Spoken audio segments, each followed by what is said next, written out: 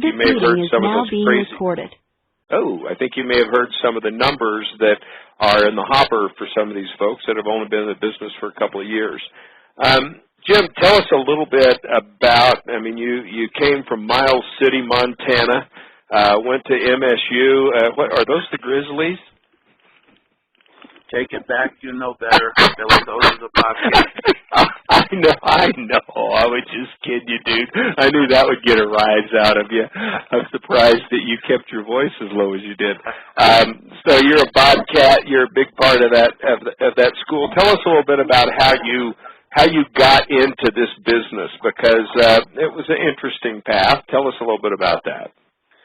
Okay. Yeah. Well, I did grow up in Miles City. Went to school at Bozeman, Montana State University. After graduating, I went to school for the Armstrong Company, which is a Fortune 100 company headquartered in Pennsylvania. So I was married at the time, and we moved out to Pennsylvania and had terrific sales training. I spent 3 months, frankly, in sales training with the Armstrong Company. And anyway, started having children. That kind of work required me to be gone. Changed, went into banking. Banking was incredibly dull and boring, and had a chance then to make a change and actually go to work for Blue Cross Blue Shield of Montana. And so that's how I entered into the health insurance business, and that's about 30 years ago. So I've done this a hell of a long time. Yeah. I'm curious. You made a comment. You said Armstrong gave you terrific sales training. What did that look like? I'm curious. Well, role playing, videotape. This is not quite 40 years ago, but going on 40 years ago. Where first of all, a lot of product training. You'd be surprised, but I worked in the residential ceiling tile deal, and there was a boatload of training about the product. There was a lot of training where you were taped, a lot of just sales skills.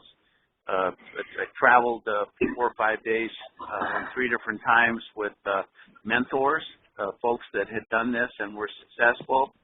So, it was classroom training, and there were 10 of us in the class, and it was negotiation skills, literally listening skills, probing questions. So I had pretty good training to do what I do. Jim, and from your perspective, do you still use those skills? Has the market changed and the sales process changed so much in the last 40 years that you don't use those anymore? No, but I tell you, you can get rusty, Billy. The thing that Armstrong taught that was so terrific was, you don't learn anything when you're talking. You learn things when you're questioning. And probing questioning. And so the other thing, so as you get older in the business, you can kind of get a bit full of yourself, where you know that you know, and the client better just shut up and listen to what all you got to say, and that's not a very effective way to sell. So I have to remind myself frequently that I gotta ask more questions. Yeah. Folks, I did quite a bit of work with Jim in Mike Taylor's office last year and into this year. And I remember still, Jim, you probably don't because it's part of your everyday routine, but I remember the first time I was in your office in Helena, we'd had a sales meeting that morning, and you were preparing for your presentation, I think, to the wine and beer distributors, if I'm not mistaken. And you gathered about 5 or 6 people in the room and asked me if I would join because you wanted to role play and rehearse your presentation. Can you tell us a little bit about that? And by the way, how you used to do it even back in the old day and why you think that's important? Yeah. I think too often we don't prepare properly in our business. I mean, I listened to some of the calls. One fellow or somebody on the call, I guess, 28 appointments lined up, and yet every one of those appointments is a unique appointment and requires its own amount of preparation, whether you Google it the folks that you're going to talk to, or if you're in benefits, there's a thing called Arista Edge. You can go in and learn about them. Well, long story short, I would think of some of my athletes that I most admire, Michael Jordan or Tom Brady, and And we just knew those guys were naturally gifted, but they didn't get that way at the top of their game without a lot of practice. So what Billy's referring to, I had people sitting around the table, and I had pretty well prepared. I had note cards made, and I would literally look around the table, and on cue, I might look at Billy and call him Carter, because the guy that was running the meeting was Carter Mogard. And anyway, it was practice. The biggest case I ever sold was a banker's trust, about 1,500 employees, about 60 community banks, and I remember preparing for that. I went downstairs into a closet, turned on the light, and really I had this. This was a speech. It wasn't a sales presentation, but it sure as hell didn't look like a speech, because I knew when to stop and say, can't even remember the names. This is 20 years ago, but. And call them out and ask them and say, does this make sense? What do you think? Tell me about what your thoughts are relative to what I've just suggested to y'all. So anyway, I'm just telling you, practice. I just think that's so remarkable, folks. I mean, it truly slayed me to see a person with this expertise, this successful career, and for him to rehearse and to literally go to the point of, like he said, say, okay, Billy, you're Carter, and Sue, you're so-and-so, and he literally went through it, soup to nuts, following his slides. It was very fluid, but the thing that was cool, and you brought this up, Jim, is that you would interject, even though you had a speech and you knew what you were there to deliver, you engaged the audience by asking questions. And it turns it from a presentation into a conversation, which I think is, that's my mantra. If we're going to be successful in connecting with people, and I just love the story of you going down into a closet. I can imagine an employee walking by that closet and here's some guy talking to himself in there. That's pretty clever, Jim. Yeah, I will just share with you the boss. Literally walks by, hears the noise in the closet, opens up, and what in the hell are you doing? Practicing for my presentation next week to the bankers trustees. So, but I would just preach to everybody on the phone. Preparation is the key to success. Absolutely. Well, it gives you a lot of confidence, and it keeps you more relaxed, right? I mean, it's just going to be a more fluid, engaging presentation, right? Exactly. Yep, exactly. Yeah. I mean, too often we get these, 60 PowerPoints that we blow through, and oftentimes we'd be better off to have 12 and then have conversation around it. But absolutely make the people in the audience come to the table and participate. Absolutely. So Jim, one of the things that, and you touched on it, and it's part of your resume here, is that you were in charge when you were working with Blue Cross Blue Shield of Montana, in charge with managing large groups and association trusts. So here's a guy that comes out of the banking world, right? And you're immediately thrust into working with large employers and associations. That seems like quite a quantum leap, if you will, to move from a banker into somebody dealing with large cases. How did that really come about? What made that possible? Billy, I am a guy, blessed or cursed, I don't know which one it is, but I'm pretty driven, and so I've always been a 60-hour-a-week guy. Okay, so I got better than the average bear quicker than the average bear, and I've always been a student of the game. I've always thought this isn't. I'm not a salesman. I'm a professional, and I wanted to get good, and I did. And there are very few people in my space that are worth a damn in advising a client on why they ought to consider being in a partially self-funded health plan. There's even fewer people that can talk about the strength of being in a multi-employer plan, where you take people in credit unions, and you say, what? If we roll up and we take your 40 credit unions and we become 1,000 life purchaser versus 40, 25 employee life purchasers, we can get some stuff done. So those are unique niches that I'm particularly good at, and and it's served me well over the years. So, with that being said, how many lives do you have that are in, through your office, that are in these associations and large multiple employer trusts? About how many lives are you guys insuring? Lives, we would have 25 to 30,000 belly buttons lives in these programs. Yeah, some are what are called Taft-Hartley, which those would be named after legislators back in the day, and those are labor and management. So those are collectively bargain plans. We have 3 of those. 2 are multi-state, and then we just have a lot of industry-specific. Montana Automobile Dealers. We have Montana Wyoming Bankers, Montana Wyoming Dental Association, Montana Credit Union. We have a Montana Nonprofit Association. I like doing business that way because you get the endorsement of the association, so it presents that you have fewer cold calls because if you do them properly, the association has a revenue stream that comes from having a program, and they'll help you line up prospects because it feathers their nest as well you as, bet.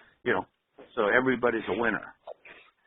So what's interesting, folks, I don't know how many of you have looked at the map of Montana. First of all, how many people live in the state of Montana, Jim? Well, when I'm out of the state, I'm missed, Billy, to be honest. Okay. Okay. So there's about 1 million people in Montana. Yeah. So here we have a guy in Helena, Montana.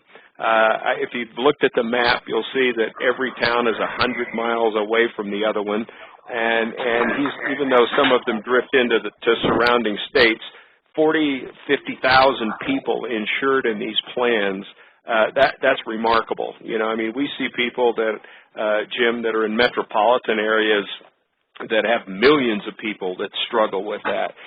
We hear people that are, in the more rural communities going, well, we just don't have, the prospects to get at to write the larger cases. But this multiple employer trust and association plan concept of yours has really paid off. I'm curious, from a competitive standpoint, how many other competent brokers do you have to compete with in this space? Well, we would be the lead broker in our state with self-funding acumen. Our competitors, we've clipped their wings pretty good. Our main competitor is a large agency, multi-state agency called Team West Insurance.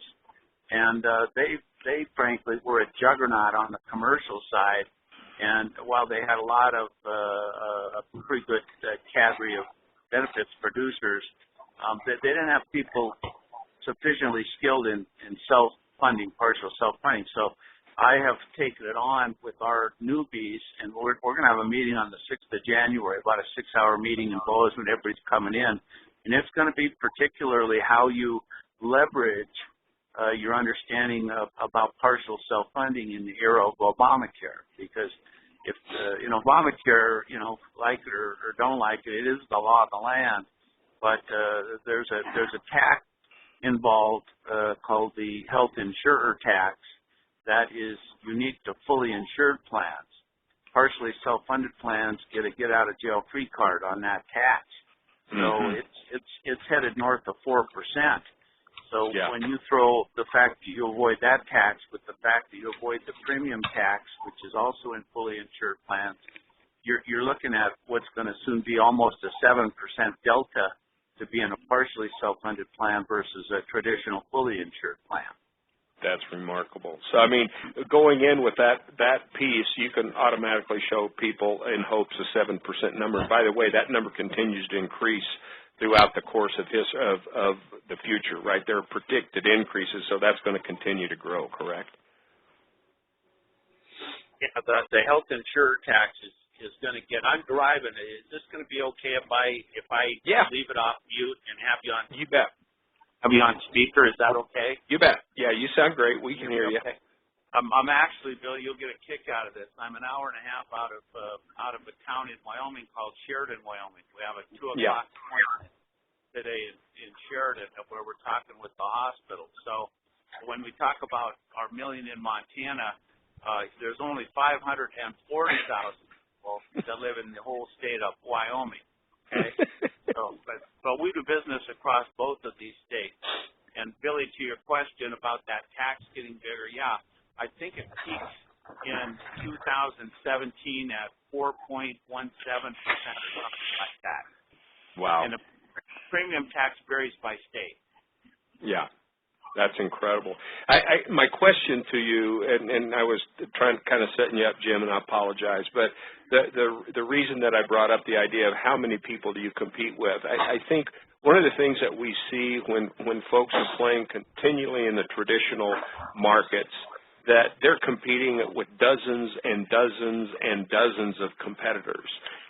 When you can find a niche like you have found inside of these multiple employer trusts and the association plans, you're still going to have competition, but it may only be a couple, and although they're good competitors, it gives you an opportunity to really know your competition, which is critical to your sales success. I mean, you know what you can do and they don't do, and you don't have to keep track of 100 different producers out there.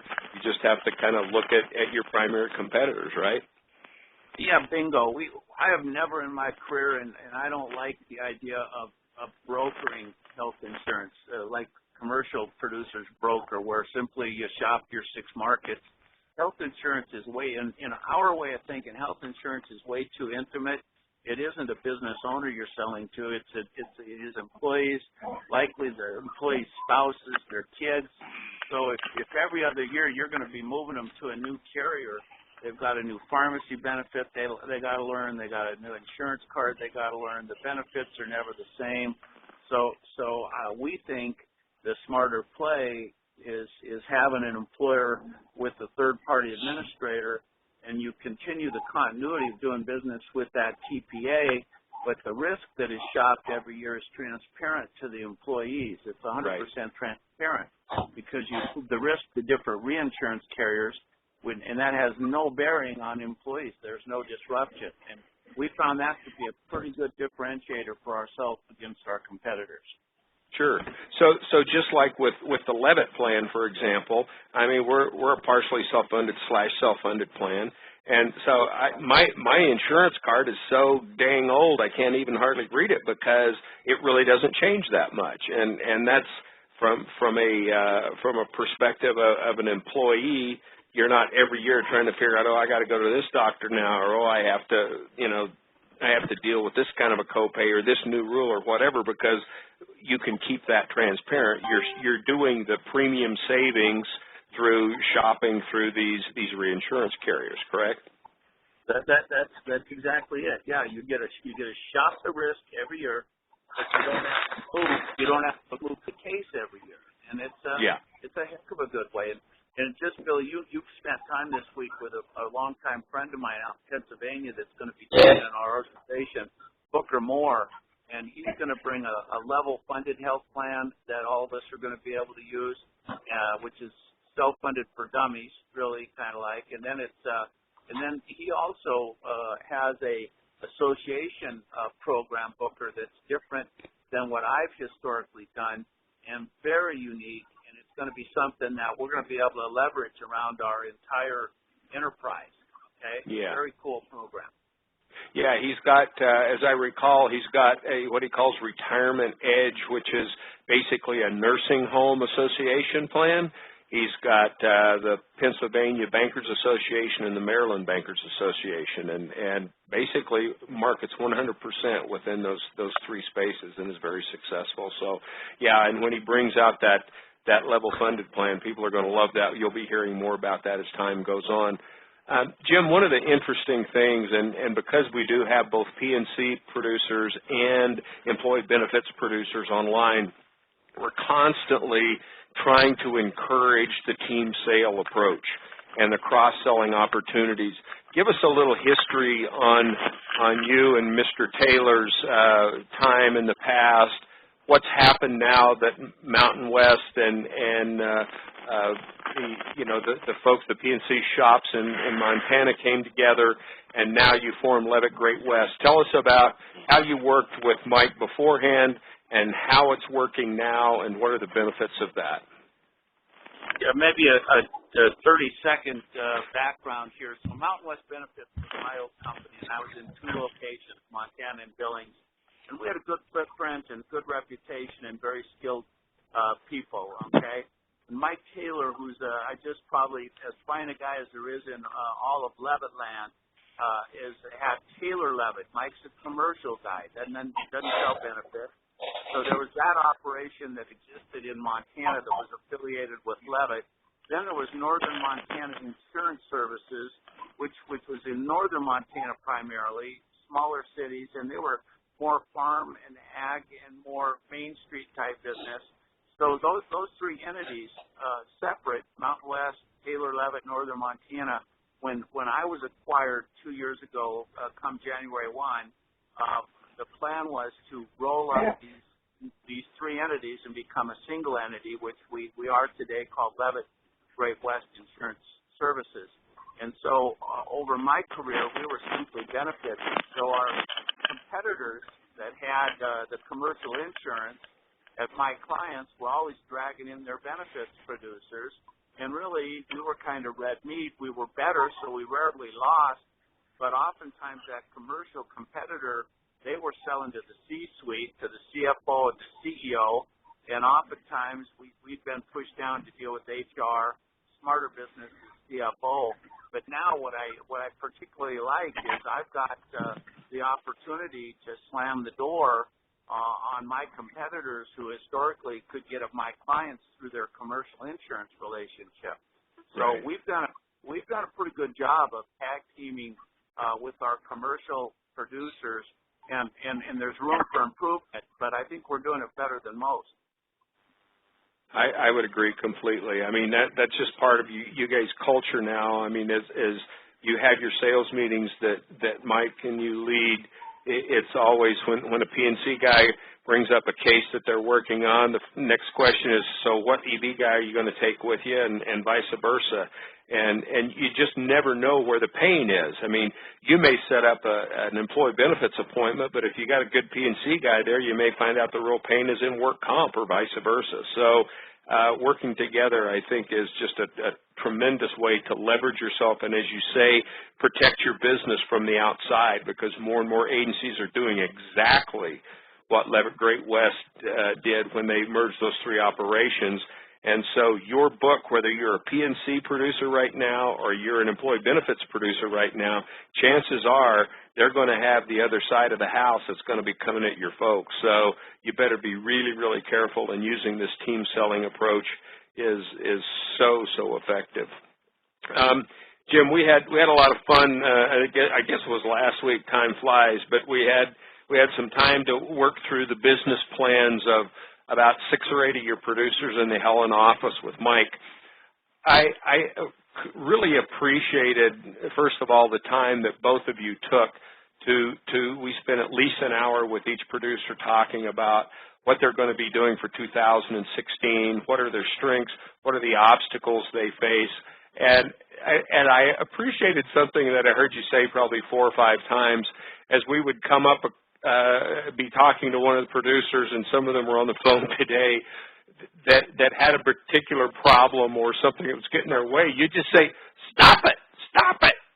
Tell us about that. I mean, does that approach really work? I mean, what kind of a relationship does it take with a mentor to look at a guy and just say, stop doing that?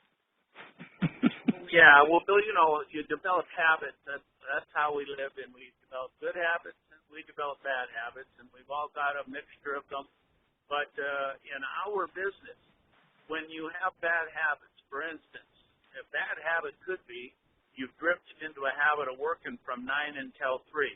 Well, maybe that's an okay thing, but I'll just tell you, the world I grew up in, that wasn't an okay thing, okay? And yet you're a producer. Everybody on the phone's a producer, and hey, I hit my goals. Well, if you want to hit your goals out of the park, you don't do it working 9 to 3. So that's, for Christ's sake, stop.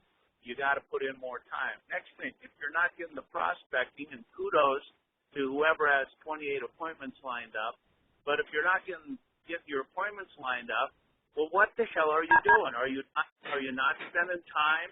Because simply you're not spending time. So you simply have to ship that, and you have to put it on your calendar. And if it's from I don't know what it is. There's even, Billy, you probably know what the best times, what the best days of the week are, and best times of that day, of those days to call to try to set up appointments.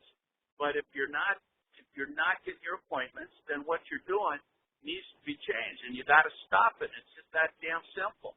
So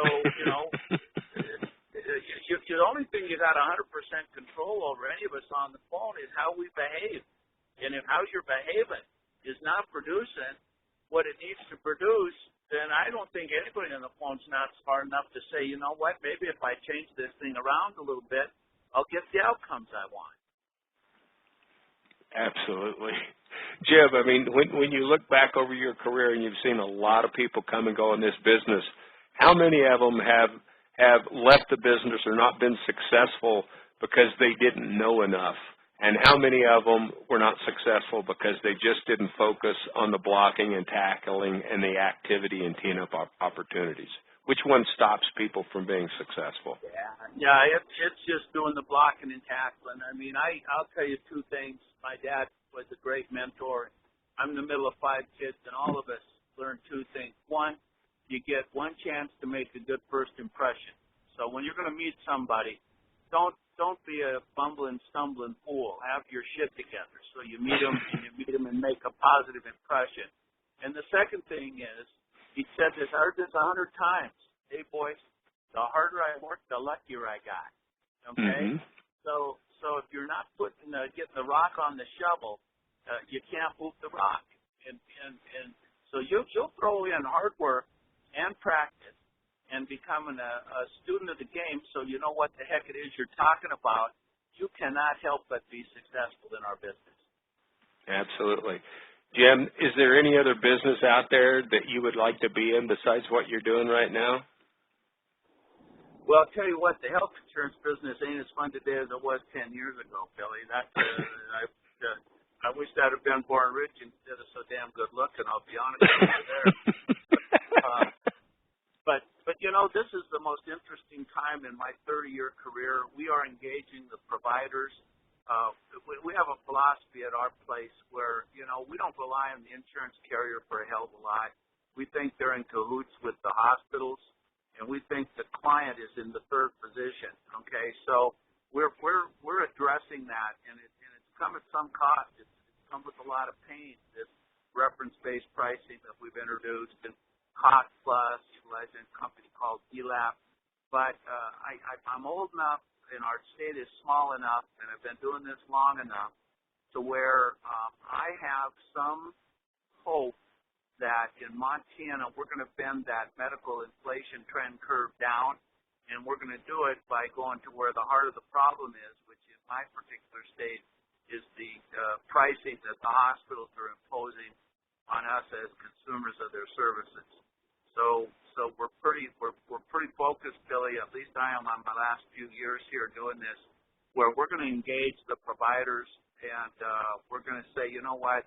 For years we've outsourced the ability to write checks out of our account or to pay claims on behalf of our people to you folks, and you've done a damn poor job of it. So we're going to run that portion of our business, our health plan, like we run every other portion. We're going to be more thoughtful, and we're going to understand why the hell we're spending what we're spending rather than just wait until the end of the year and seeing what kind of a rate increase we're going to get. Absolutely. And so, folks, I know that very few of you are aware of what reference-based pricing or cost-plus pricing is, or ELAP. Jim is the true expert within the Levitt Group on this process.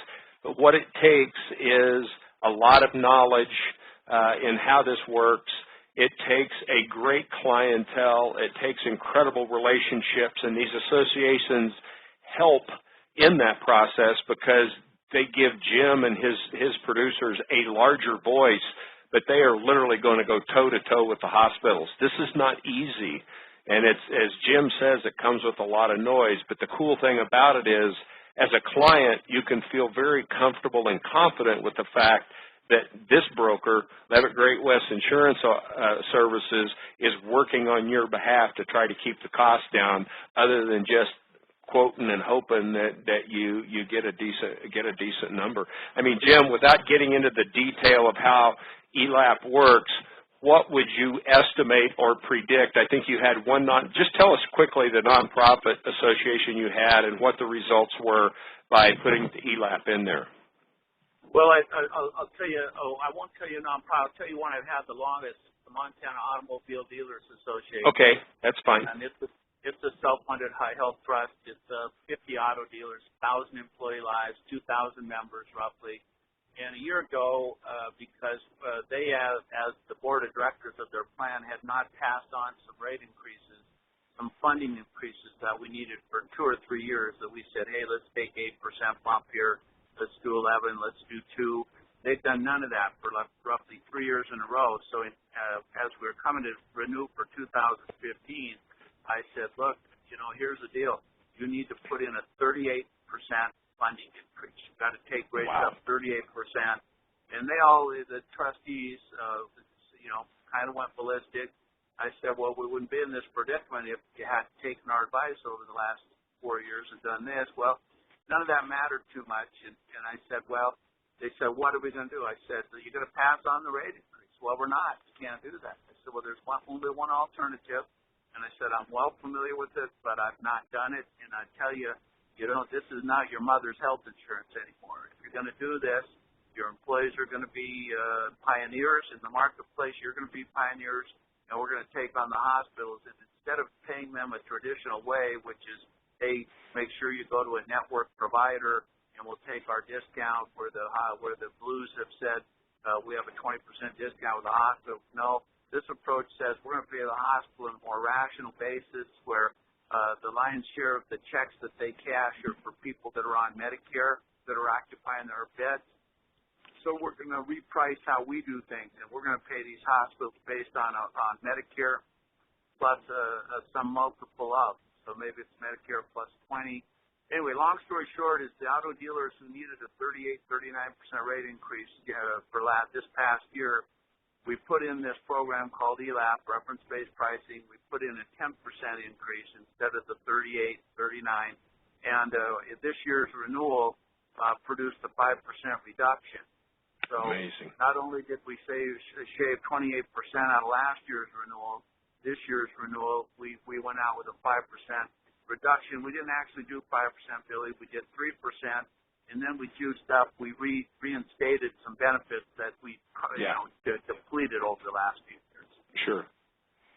That's just amazing. That is just a powerful, powerful tool. But you got to know your stuff, and you got to have incredible confidence and conviction to take on these hospitals. In my next life, I won't do it. Well, Jim, it's been a pleasure talking to you. Every time we have a chat, I always learn more. I mean, and I just love listening to you get after it.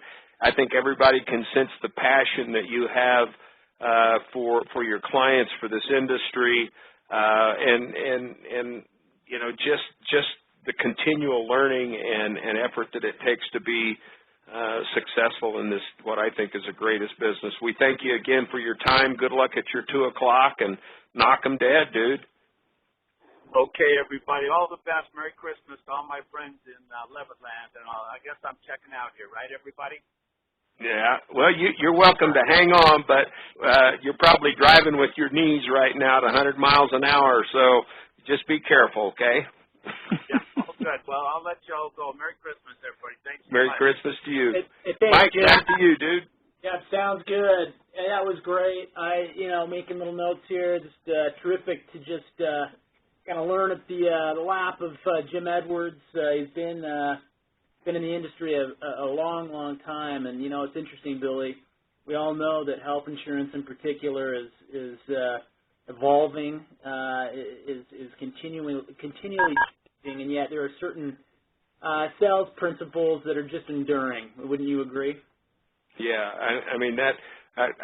The first thing that popped in my head when Andrea asked if I would chat with Jim today was just how awestruck I was sitting there with a guy that I had literally met maybe once or twice before, and him saying, "I need you to be Carter, because we have to rehearse my presentation." I go, "Well, Jim, how long have you been doing this?" "Well, 30 plus years."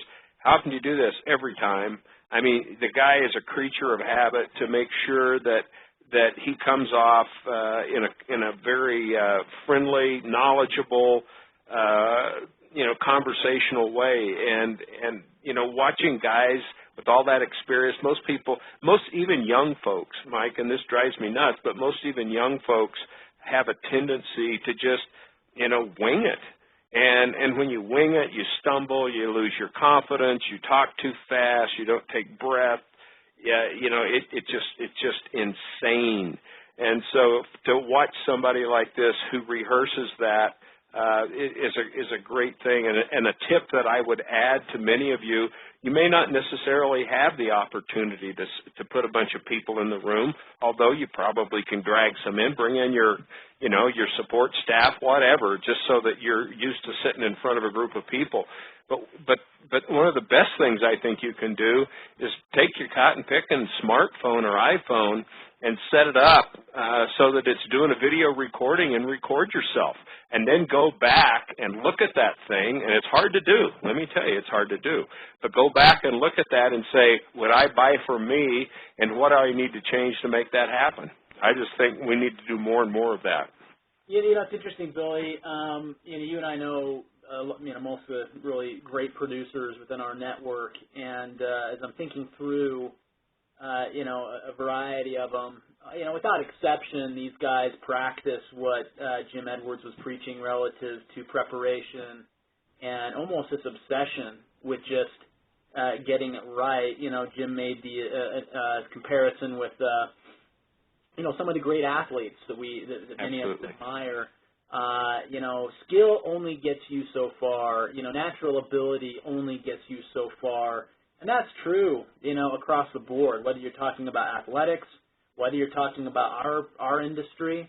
Those that really excel almost become obsessive with just making sure that they are at the very top of their game. And so to hear, Jim Edwards, who's been in our industry probably over 3 decades or 2 decades or whatever, and that he's continually refining his approach, I think is great counsel and wisdom for those on the phone that have been in the industry probably less than 2 years. Exactly. And then, of course, Jim's comments about how important it is to have consistent prospecting activity. Again, I think that's the one thing that hurts so many folks. That's the beauty of the Quest, is that we're constantly looking at that and encouraging people and challenging people. And it's funny how hard sometimes folks will work to win a prize, when in reality what they're really doing is setting themselves up for success long term by having that consistent activity. And he's right. This isn't a 40-hour-a-week gig. It ain't. And a lot of people try to work it in 20 and 30. It is a 60-hour gig if you're going to do it right, but the payoff is huge. That's a